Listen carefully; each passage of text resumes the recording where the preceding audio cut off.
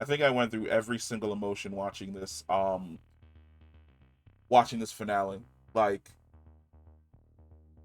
man, joy watching Eddie just like play the shit out of that fucking guitar on the rooftop. Amazing. Like, the cinematography in that scene is fantastic. You have the Hellbat swarming in, there's red lightning in the sky, there's like darkness swirling around. Fantastic. Great. He instantly shoots up to be one of the most memorable characters of the show in recent season. You have the mental battle. Well, not even the well. Before we get to the 11 versus number one mental battle, you have the situation with Lucas and Max, where they're kind of working out their feelings, and she knows she has to like take one for the team, a sacrifice in order to stop number one. And there's that tonal switch where you don't even realize that she's in a dream. Where not only do you not realize that she's entered into her own mindscape, but Max hasn't even realized that she's entered into her own mindscape. It isn't until Lucas starts berating her that you're like, oh wait, something's going wrong. And then you see that Vecna is like, he's there. He's in control. You're having a fucking nightmare. That right there, that right there is some Freddy Krueger level shit.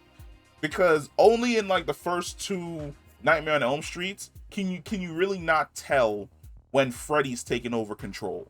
And that's dope as hell, because if you're dealing with somebody who's like a really powerful telepath, how would you be able to tell when you've basically been removed from reality and put into the dream world? You absolutely wouldn't.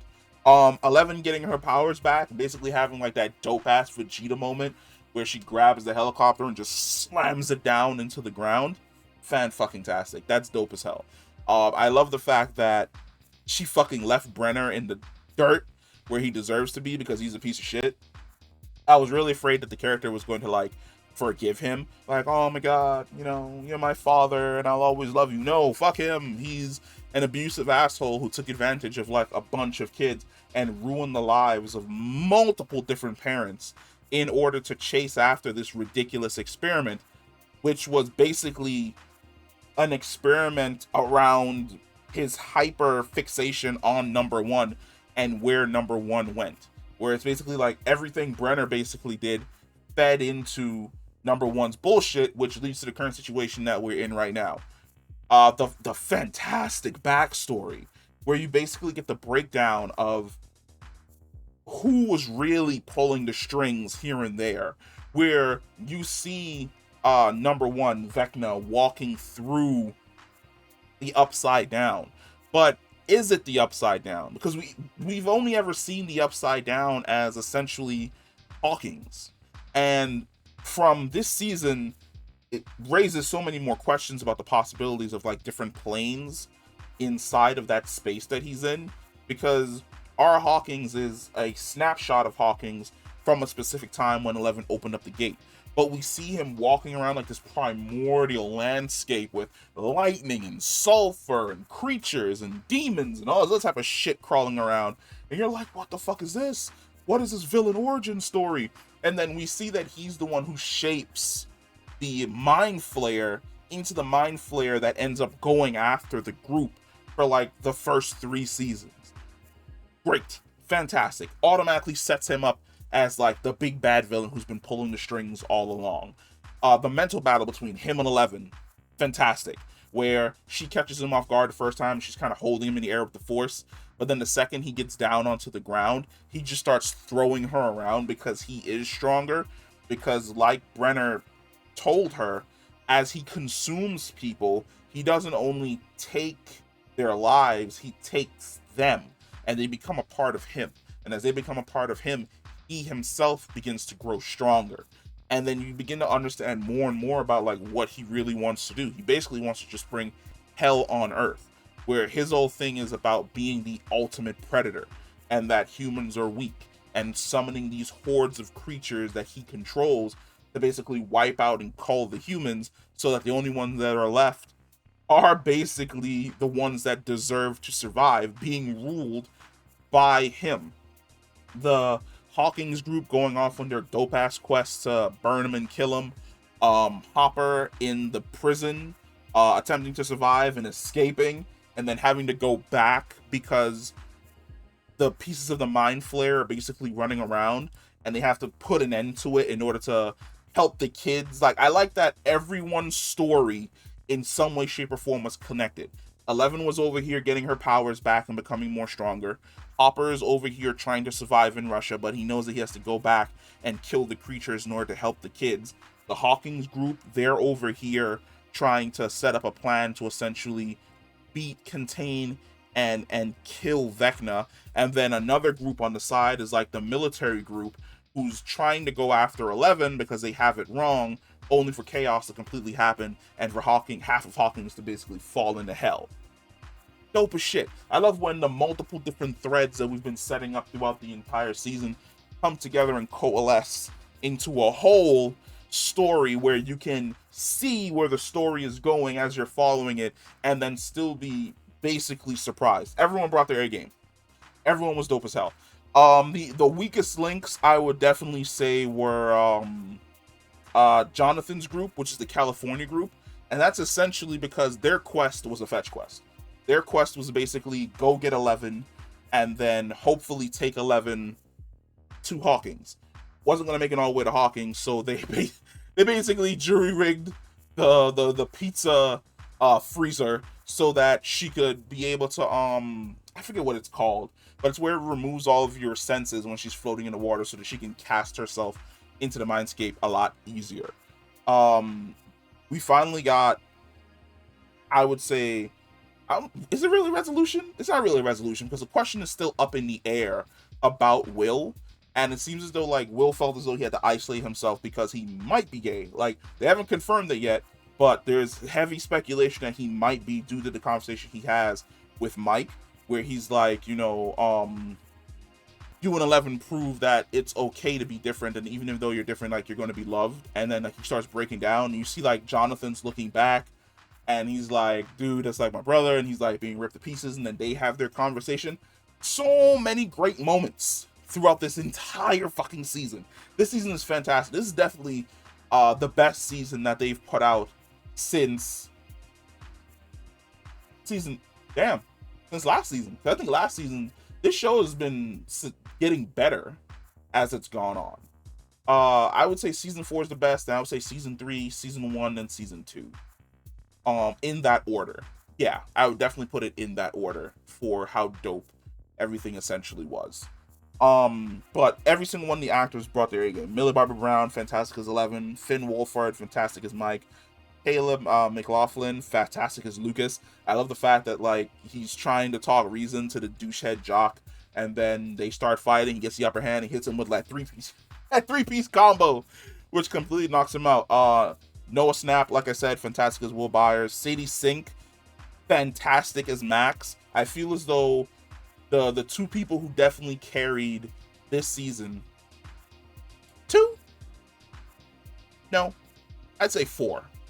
I'd say out of the 4 people who carried this season, is definitely Millie Bobby Brown, Sadie Sink, the dude that they got to play is Vecna, whose name I completely fucking forgot. And once again, Joe Keery as Steve Harrington. I think those 4. Oh no, 5. Because of what's her name, who plays Nancy, Natalia Dyer. Yeah, I would sub out Steve and throw in Natalia as the 4. They're definitely the big 4. So it's Millie, Sadie, Natalia, and my boy who plays number 1, Vecna. Those 4 definitely were rocking this season. Absolutely fantastic. An honorable mention would definitely go to Eddie. He would be number 5. But then again, I would say that Eddie's in a league of his own because he's a fantastic addition to the cast. Sadly, even though this is probably the only time we'll see him, maybe we might see him again. Who knows? But his role was great. I think I said it in like the first part that the Hawkins group definitely had the better story that still maintains in part 2. And like the last, I would say 30 minutes, action-packed, absolutely fucking fantastic. Like I said, Eddie shredding on top of the camper to attract all the demons. Hopper off into prison fighting the fucking Demigorgon with a sword. 11 throwing down against number 1 inside the Mindscape and beating him.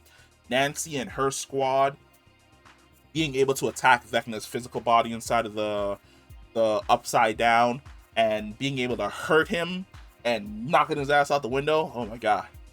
Natalia Dyer, I don't know why, but every single time she picks up a gun, it's like her hotness goes up.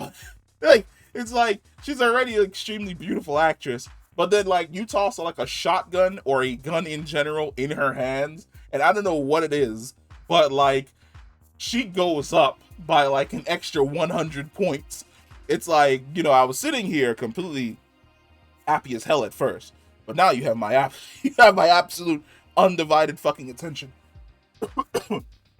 Sorry. I think it's been a really long time since we had a finale where I would say it's so good to be hyped, but at the same time to be hopeful.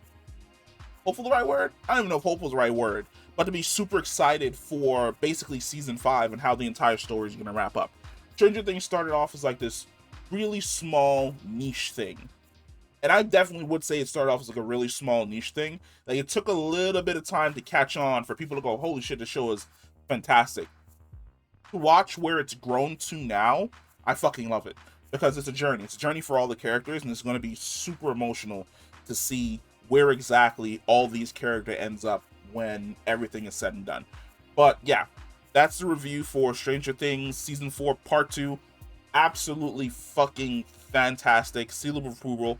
You should go and watch it. If you've never seen Stranger Things before, it's definitely a journey. I would say sit down, start from season 1, work your way through. You will not be disappointed. You will be attached to a lot of these characters. In closing remarks, I would say that the only thing I would hold against it is that it follows the same trope that it always does, which is every season they introduce a character, and then that character ends up being the sacrificial lamb who essentially dies so that the rest of the group or the core group can accomplish a mission. In what was it? Was that in season 2? I think it was in season 2 where we had the multiple demi-dogs. It was Samwise. I don't remember who it was in season 3. No, season 3 was definitely Billy. And then season 4 was Eddie. Season 1 was Barbara. Even though a lot of people don't really say Barbara was the sacrificial one, because her character was really only in like 2 scenes, 3 scenes before she ended up dying. I would say that she is, because she ends up being the overall motivation for Nancy to grow into the character that she ends up being. But yeah, absolutely fantastic. I fucking loved this entire season. I love season 1. I love season 4 part 1, and I fucking enjoy season 4 part 2. So Game of Thrones, D&D, Game of Thrones. So you see, right? You see how the Duffer Brothers took 2 episodes and turned them into like 2 mini movies, right? And you couldn't do that for the final season. You couldn't secure that bag to basically stretch it out to go over all of the different plot threads that have been setting up for like the past few seasons to give us the ending that we deserve. You see how they did that? You see how Netflix did that? HBO? Okay. I'm just saying, because the argument was, oh, you know, it couldn't be done because of the budget. Netflix found a way. Duffer Brothers found a way. You guys just fucking sucked at your job. But that's enough ranting about Game of Thrones. Go and check out Stranger Things. If you haven't checked it out, you will absolutely fucking love it. And I will catch you in the next one.